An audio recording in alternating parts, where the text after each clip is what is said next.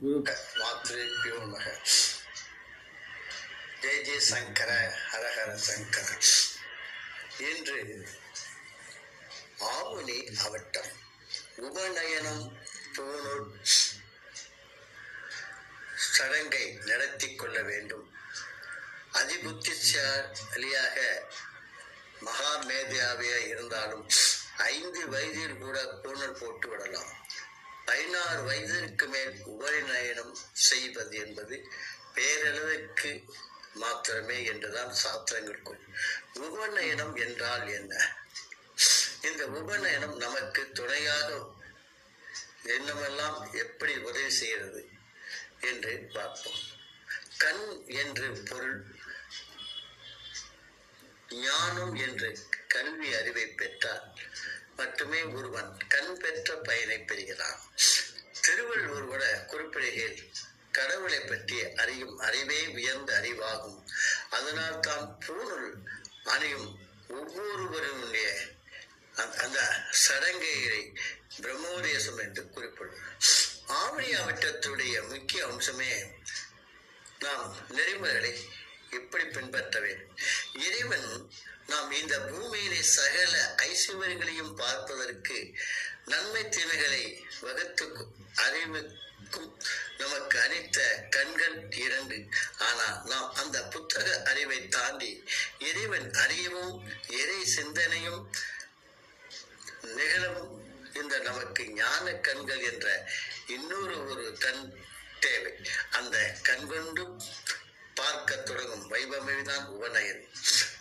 இந்த உபநயனம் என்றால் என்ன? நமக்கு துணையாக வரும் இன்னொரு கண்ணுதான் என்று சொல்லலாம். உபநயனம் செய்வது என்பது ஒரு தொடக்க நிகழ்ச்சி தானே தவிர, அந்த நாள் முதல் ஆச்சாரங்கள் ஒழுக்கங்கள் ஆகியவற்றை நாம் முறையாக கடைபிடிக்க வேண்டும் என்பதுதான் முக்கியமான விஷயம். ஒரு குருவின் துணையுடன் இறைவனுக்கு அருகில் அழைத்து செல்வதுதான் இதன் நோக்கம். வீட்டு பெரியவர்கள், தகப்பனார்கள், ஆச்சாரியர்கள் ஆகியோர் மூலமாக உபதேசம் செவிக்க வேண்டும். இப்படி உபநயனம் செவிக்க பெற்ற தாங்கள் அணிந்த பூணலை ஆண்டுதோறும் ஆவணி அவிட்டம் நாளிலே மாற்றி புதிய பூணல் அணிவார். அதுவேதான் ஆவணி அவிட்டம் என்று அனுஷ்டிக்கப்படும். தமிழ் மாதங்களிலே தை, மாசி, பங்குனி, சித்திரை, வைகாசி மற்றும் ஆனி ஆகிய உத்தராயண காலத்திலே வருபவைதான் ஆடி, ஆவணி, புரட்டாசி, ஐப்பசி, கார்த்திகை, மார்கழி ஆகியவை தட்சிணாயன காலத்தில் வருபவைதான். இந்த தட்சிணாயன காலத்தில் வரும் ஆவணி அவிட்டம் என்பது ஆடி மாதம் அமாவாசைக்கு பிறகு வரக்கூடிய அவிட்ட நட்சத்திரத்திலே விழாவாகும். வரலட்சுமி விரதமும் கார்த்திகையான் போன்ற பல விரதங்கள் பெண்களுக்குடன் ஆண்களுக்காக இருக்கும் விழாதான் இந்த ஆவணி அவிட்டம். வேத பாடங்களை பாராயணம் செய்யும் படிப்பதற்கு உத்தராயண காலத்தை அதன் உட்கருத்துகளை உபநூல்களையும் அறிந்து கொள்வதற்கும் தட்சிணாயன காலத்தை நம் முன்னோர்கள் ஒதுக்கி வைத்திருந்தார். அப்படி ஆண்டு முழுவதும் படிக்கும்போதுதான் ஏற்படும் குறைகளை நிவர்த்தி செய்வதை ஆவணி அவிட்ட நாளிலே வழக்கம் போல் காலையிலே எழுந்தும் இறைவனை துதி செய்ய வேண்டும். பின்னர் நீராடி புத்தாடை உடைத்து சந்தியாபந்தனம், பிராணாயாமம் ஆகியவற்றை செய்ய வேண்டும். காமோ காட்சித ஜபத்தை 100 முறை சொல்ல வேண்டும். அதன் பிறகு தந்தை, ஆச்சாரிகள், குரு இவர்களிலே யாரேனும் ஒருவரை வாயிலாக பூணலை அணிவிக்க வேண்டும்.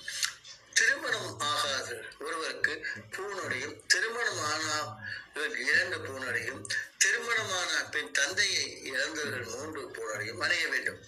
அதன் பிறகுதான் காயத்ரி ஜபம் சொல்ல வேண்டும். உலகம் சிறுக்கவும் நாடு சிறக்கவும் தன் நகரம் சிறக்கவும் தனது கிராமம் சிறக்கவும் தனது வீடு சிறக்கவும் காயத்ரி ஜபத்தை சொல்ல வேண்டும். காயத்ரி மந்திரத்தை தினதோறும் சொல்லுவது மிகவுமே முக்கியம். சொல்லாலும் மனதாலும் செயலாலும் தீங்கிழைக்காத வைராக்கியத்தை மேற்கொள்ள வேண்டும். வைராக்கியம் என்பது எல்லாமே சித்திக்கும். வைராக்கியம் போனால் சகலம் போய்விடும் என்பதால் மனதிலே இருத்தல் என்பதே ஆவணி அவிட்டம் நோக்கம். இந்த ஆவணி அவிட்டத்திலே எல்லோரும் ஒற்றுமையுடன் இந்த ஆவணி அவிட்டம் நாம் அனைவரும் ஒன்று கூடினோம். பிராமணர்கள் ஒருவருக்கொருவர் மனம், அதாவது மனத்தை விட்டு பேச வேண்டும். நீங்கள் எங்கிருக்கிறீர்கள், நான் எங்கிருக்கிறேன், நீங்கள் என்ன செய்து கொண்டிருக்கிறீர்கள், அப்படி என்று ஒவ்வொருவரும் கருத்துக்கள் பரிமாறும். நாம் அன்றுதான் ஒட்டமிடும் எல்லோரும் பார்க்கிறோம் அல்லவா? ஆகவே வெறும் ஆவணியாவிட்டம் மட்டும் பூனலை போடுவது அல்ல, எல்லோரும் பிராமணர்கள் ஒன்று சேர்ந்து நலம் விசாரித்து நம்முடன் பயணிக்கும் அத்துணை பேர்களுமே இந்த பூலோகத்திலே எல்லோரும் நலம் பெற வேண்டும் என்பதற்கத்தான் நம்முடைய முன்னோர்கள் ஒருவரை ஒருவர் அன்று எல்லோரும் சேர்ந்து இந்த குருவின் மூலமாக அவனியா விட்டத்தை நடத்தியோம். ஆகவே இப்பொழுது வருவர்கள் அவர்கள் கடமையை செய்வதற்காகத்தான் வருகிறார். யாரேனும் ஒருவர்களுடன் பேசுகிறார்களா? இல்லை. ஆகவே மனம் பரிமாறிக்கொள்ள வேண்டும். இந்த நிகழ்வானது நம்முடைய, அதாவது சில நம்மளை அறியாமல் சில செய்கின்ற தவற்றை பெரியவர்கள் அவர்கள் நமக்கு ஏதாவது ஒரு உபாயத்திலே அவர்கள் இப்படி செய்யலாம் என்று கூறுவார். ஆகவே இந்த ஆவணி வேட்டம் என்பது எல்லோரும் ஒன்றாக கூடி அந்த குருவின் பார்வையால் நாம் செய்கின்றோம் அல்லவா?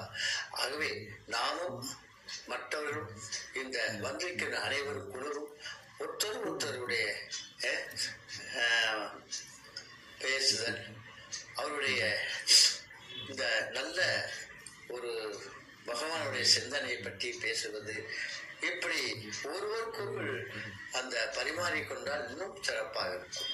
ஆகவே இப்பொழுதெல்லாம் ஏதோ ஒரு கடமைக்கு நாம் ஆவணியாவட்டம் போட்டு பூனலை போட்டு விட்டால் போதும் அப்படி என்றுதான் நினைக்கின்றார். கிராமங்களில் நகரங்களில் எல்லாம் ஒரு காலத்திலே ஆவணி வெட்டம் என்றால் நாம் சங்கர மடத்திலே போடுவோம். அப்பொழுது அவர்கள் எப்படியெல்லாம் ஒவ்வொருத்தருடன் எப்படி நலமா இருக்கின்றார்களா, அப்புறம் எப்படி இருக்கா அவங்க பையன், பொண்ணுக்கு கல்யாணம் ஆயிடுச்சா, பையன் எப்படி நல்லா படிக்கிறானா, உங்களுடைய உறவினர்கள்லாம் நல்லா இருக்காங்களா, அப்படி என்று பரிமாறிக்கொண்டு சில பேர்களெல்லாம் கேட்பார். இப்படியெல்லாம் அந்த காலத்திலே ஒருவருக்கொருவர் இந்த கருத்து பரிமாறுவது பேசுவதே குறைந்து விட்டது. ஆகவே இது இன்று என்ன நோக்கம் என்றால் நாம் உண்டாக்கூடியோம். இப்ப நம்ம வீட்டுல ஒரு பொண்ணு இருக்கிறது, ஐயா எங்க வீட்டுல பையன் இருக்கிறான், ஏதாவது ஒரு தகவல் சொல்லுங்க அப்படி என்று பரிமாறுகின்றால் ஒருத்தருக்கு அந்த அப்படி மிகவும் நலமா இருக்கும்.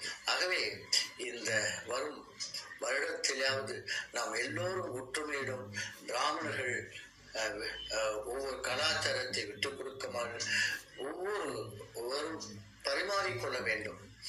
நீங்கள் எப்படி இருக்கிறீர்கள், உங்களுடைய பெண்பிள்ளைகள் எப்படி இருக்கிறார்கள், சுற்றத்தார்கள் எப்படி இருக்கிறார்கள், இப்படியெல்லாம் ஒருத்தருக்குள் உறவாடினால் இன்னும் நம்முடைய பிராமண உறவானது நல்ல மேன்மைக்கு வரும். ஆகவே ஏதோ பூனலை போட்டோம் தட்சணை கொடுத்தோம் என்று செல்லாமல் நாம் ஒருவர் பரிமாறிக்கொண்டால் இந்த லோகத்திலே நாம் அந்தனர்களெல்லாம் ஒற்றுமையோடு இன்னும் அதிகமான ஒரு நமக்குள் ஒரு குழுவோடு அமைத்து நம்முடைய நோக்கம், நம்முடைய இனம் இவைகளெல்லாம் பெருகும்.